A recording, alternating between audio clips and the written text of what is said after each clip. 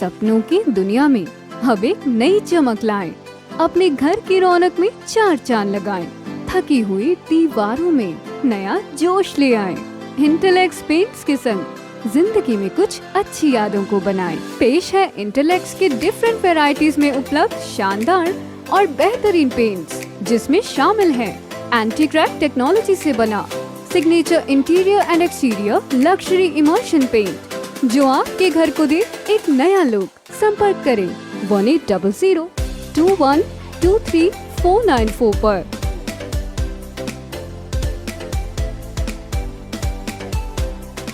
इस बेहतरी के सफ़र में सबसे पहले मैं आपको ये बताना चाहूँगा कि हमने यूनिवर्सिटी को, जैसे हमारी राष्ट्रीय शिक्षा नीति 2020 में कहा गया है और फोकस जिसमें 2-3 बातों का दिया गया है कि हम ग्रेजुएशन लेवल की जो स्टडीज़ हैं या उनके जो एकेडमिक प्रोग्राम्स हैं उसमें शुरू किया। हमने पिछले ही सेशन में उसको अपना लिया था और एक university school of graduate studies की बात हमने उसमें रखी थी। अब उस university school of graduate studies में हमने पिछली बार 6 एकेडमिक प्रोग्राम शुरू किए थे, जो बिल्कुल डाटा जो हमारे पास था, मार्केट ट्रेंड थे, उसमें हमें उम्मीद है कि हम जिस तरीके की एम्प्लॉयबिलिटी की बात हम करते हैं या लर्निंग आउटकम या उसके साथ स्किल जोड़ने का जो काम करते हैं, उन सब बातों के हिसाब से वो बिल्कुल राइट काइंड के कोर्स हैं।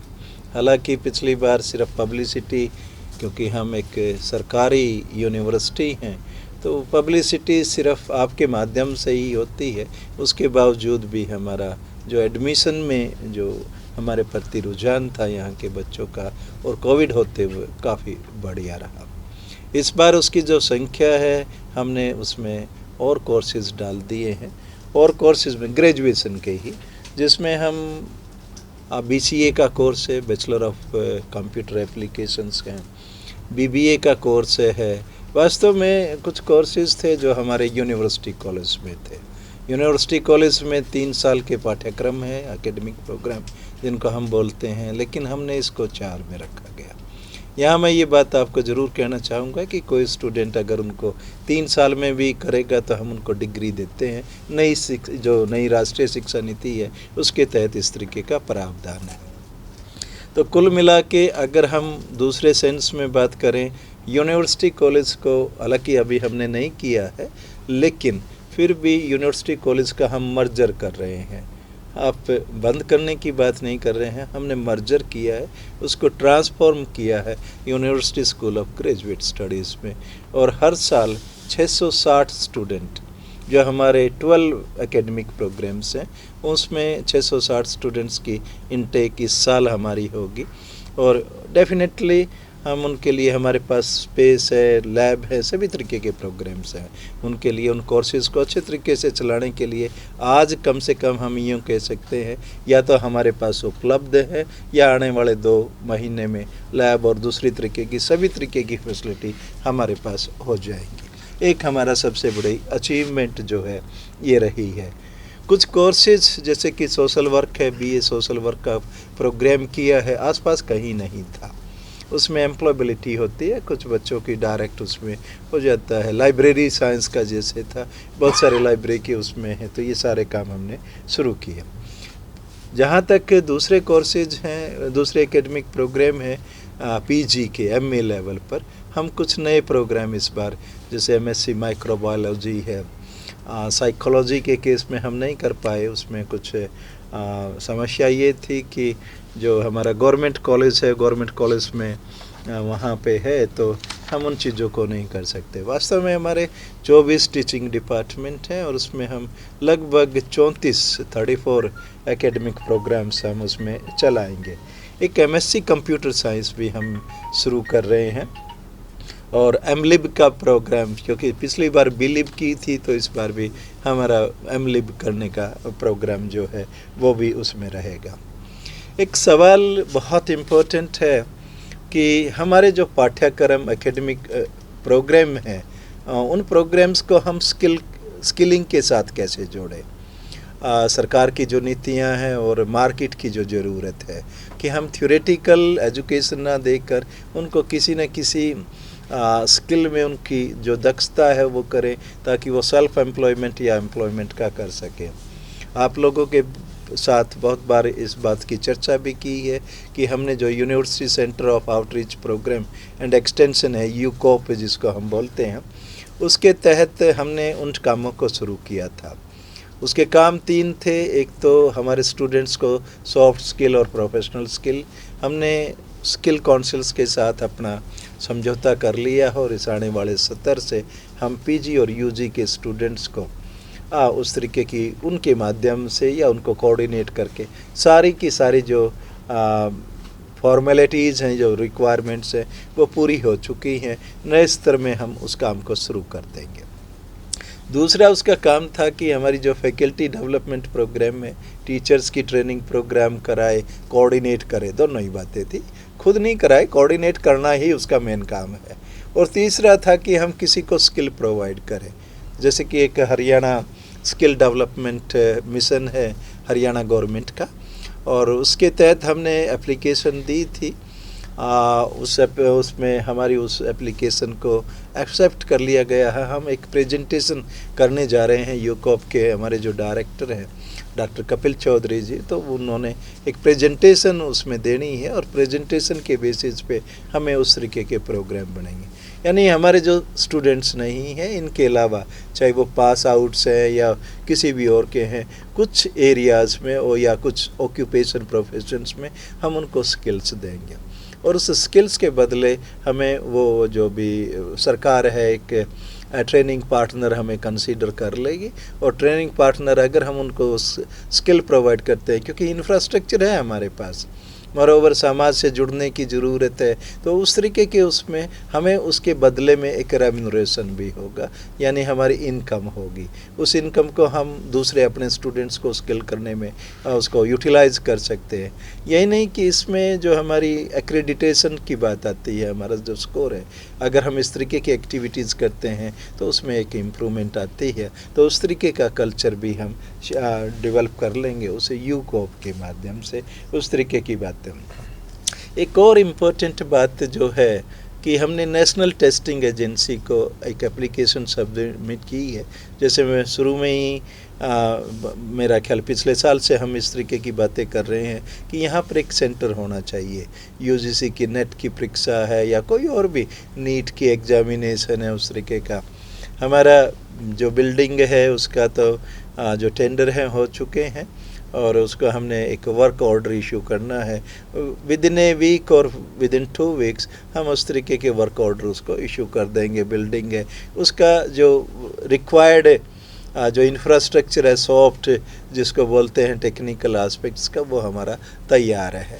ये और दूसरा हमने कंप्यूटर्स भी ख़रीद लिए, लेकिन फॉर द टाइम बिंग, क्योंकि बहुत सारे एग्ज़ाम्स हो रहे हैं, यहाँ के लोगों को बच्चों को बाहर जाना पड़ता है उस एग्जामिनेशन के लिए।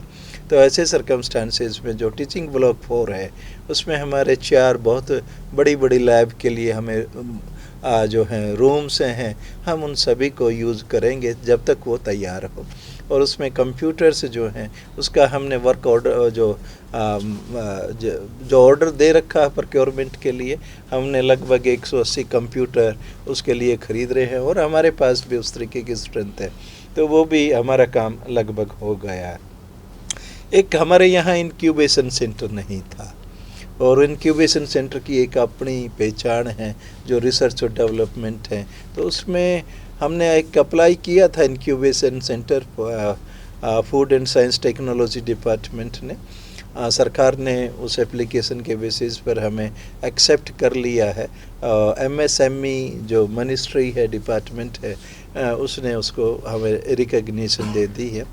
हम उसमें एक प्रोविज़न है कि अगर हम गवर्नमेंट ऑफ इंडिया को रिक्वेस्ट करते हैं तो उसके लिए उसका जो भी बिल्डिंग है और जो इक्विपमेंट हैं उसके लिए वो ग्रांट दे देते हैं। ऑब्वियसली स्टेट इंस्टीट्यूशन है, स्टेट गवर्नमेंट की यूनिवर्सिटी है, तो इसलिए ग्रांट्स हमें चाहिए ही चाहिए। तो हमने अप्लाई किया हुआ है गवर्नमेंट ऑफ इंडिया को, उसकी मीटिंग होना बाकी है हमें उम्मीद है, क्योंकि हरियाणा से सिर्फ एक ही प्रपोजल था, तो एक ही प्रपोजल होने की वजह से हमें उम्मीद है कि हमें मिल जाएगा। हम उसको परस्यू कर रहे हैं, उम्मीद है कि जल्दी ही उस तरीके की बातों को हम कर सकें। दूसरा कि अगर एग्जामिनेशन के बारे में, वो भी एक इम्पोर्टेंट सिस्टम रहता है एग्जामिनेशन का। हमने लगभग 25-26 जो है रिज़ल्ट डिक्लेयर कर दिए हैं। दूसरा भी बीकॉम और बीए के रिज़ल्ट्स भी हम कर लेंगे। वास्तव में जो जैसा आप लोगों के साथ पहले भी इस मुद्दे पर बातचीत हुई है, और आप में से बहुत सारे लोग कंसर्न भी रहे हैं इस मुद्दे को लेके, और आप ही कंसर्न नहीं रहे हैं, यूनिवर्सिटी को भी रियलाइजेशन है कि हमें 45 डेज़ में अगर हम अपना रिज़ल्ट डिक्लेयर करते हैं तो उसमें हमें एक अच्छा नेक्स्ट स्कोर मिलता है। एंड क्योंकि यहाँ पहले जो भी व्यवस्था थी, सारा व्यवस्था बाहर से होती थी, तो वो शायद इतना सिंसियर नहीं थे, बट अब हमने डिजिटलाइजेशन कर लिया है। एडमिशन का हमारा पूरा डिजिटलाइजेशन है। इस साल हम सभी कॉलेजेस में और जो यूजी और पीजी में जो एफिलिएटेड कॉलेज हैं, गवर्नमेंट हैं या प्राइवेट हैं, सभी के एडमिशन इस यूनिवर्सिटी के माध्यम से होंगे। दूसरी बात है कि हमारा एडमिशन का जो सॉफ्टवेयर है, जो हमने गुरु जम्बेश्वर यूनिवर्सिटी हिसार से लिया था, तो उसको हम उसका यूज़ कर रहे हैं। तीसरा कि प्री एंड पोस्ट एग्जामिनेशन का जो भी सॉफ्टवेयर है, वो हमने पिछले साल लिया था और उसको ऑपरेशनल कर रहे हैं। अब उसमें समस्या थोड़ी सी यही आई थी कि हमारा जो पिछला डाटा था और जो पिछला वेंडर था, उसकी वजह से वो उस फॉर्मेट में नहीं दे रहे। टेक्निकल बातें हैं, उन चीज़ों को शायद डिस्कशन का वो मुद्दा नहीं है, लेकिन हम अब टेस्ट करके हम नए जो रिज़ल्ट हैं, जो भी हमने 20-25 रिज़ल्ट निकाले हैं, वो नए सॉफ्टवेयर को यूज़ करके निकाले हैं। इसके अलावा जो भी हमारी स्कैनिंग और इस प्रोसेस को इतना मिनिमाइज़ कर रहे हैं, क्योंकि हम चाहते हैं कि अगले इसी साल में दिसंबर तक का टारगेट जो है, मेरा ख्याल आप लोगों से पहले भी इस तरीके की बात हुई है, दिसंबर तक हम इस तरीके से इंडिपेंडेंट हो जाएंगे कि हम 45 डेज़ की जगह 40 डेज़ में ही शायद रिज़ल्ट और सर्टिफिकेट देने में सफल हो जाएं। उस तरीके का अरेंजमेंट फिजिकल सॉफ्टवेयर के माध्यम से और उस तरीके की बातों को हम करने के लिए बिल्कुल वचनबद्ध है, और हम हो सकता है कि उसमें कर भी लेंगे। एक सवाल है कि ये तो एग्जामिनेशन और एकेडमिक उस लिहाज से थी।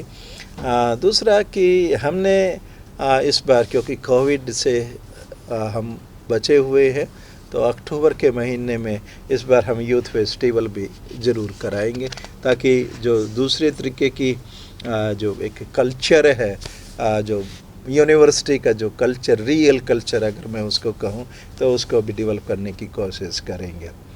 आप लोगों को बताएं कि हमारे एफिलिएटेड कॉलेजेस में कई कॉलेजेस हैं, स्पोर्ट्स में बड़ा एक्सेल करते हैं, आउटस्टैंडिंग हैं। इंटर यूनिवर्सिटीज़ में उनकी बड़ी पोजीशन रही है। इवन खेलो इंडिया में भी हमारे जो स्टूडेंट्स हैं, उन्होंने काफ़ी एक्सेल किया है। हम आपके माध्यम से उनको बधाई भी दोबारा देते हैं, और उस तरीके से उनको वो भी करते रहते हैं। हमने इंटर यूनिवर्सिटी गेम्स के लिए अप्लाई किया हुआ है, और उसमें जैसे कि कुश्ती है, कुश्ती में हरियाणा का अगर आज की रिपोर्ट पढ़े तो 12 में से 11 हमारे पार्टिसिपेंट हैं, तो कुश्ती का है, हैंडबॉल का है। तो इस तरीके के हमने लगभग मेन एंड वीमेन को मिला के 6-7 गेम्स को कराने के लिए, जो होस्ट बनने के लिए हमने एप्लीकेशन डाली हुई है।